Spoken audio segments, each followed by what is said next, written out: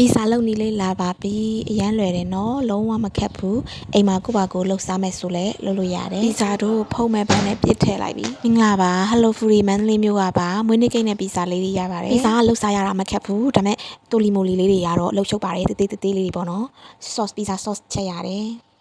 တိုလီမိုလီလေးလောက်ရတယ်မယောနီစ်ကို homemade သုံးကျင်နေဆို homemade ကိုပါကိုရိုက်ရတယ်အဲ့ဒါလေးတွေကအလုပ်ရှုပ်တယ်ပေါ့နော်အလုပ်ရှုပ်တယ်ထင်လဲ ready made တွေအလုံးဝယ်သုံးလို့ရတယ်ဒါပေမဲ့ပီဇာလေးကကိုယ်ကရောင်းမယ်ကိုယ့်ရဲ့အရသာနဲ့ကိုပိုင် signature လေးရှိနေတယ်ဆိုရင်တော့ recipe တွေ sauce ချက်တာတို့ pizza sauce ချက်တာတို့ mayonnaise ရိုက်တာတို့ကိုပိုင်အိမ်မှာကိုပါနဲ့ကိုလောက်တာကပိုကောင်းတယ်နော် pizza လောက်တာကတော့အလုံး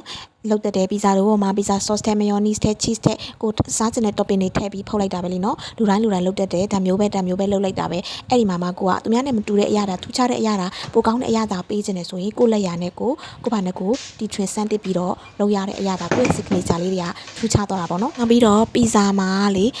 ပြဿနာတစ်ခုရှိတာကပူလေးအခုမှအခုစားတာကောင်းတာပေါ့နော်ဘယ်နိုင်ငံကပဲဖြစ်ဘယ်ကဘာပဲဖြစ်ပီဇာကြီးကို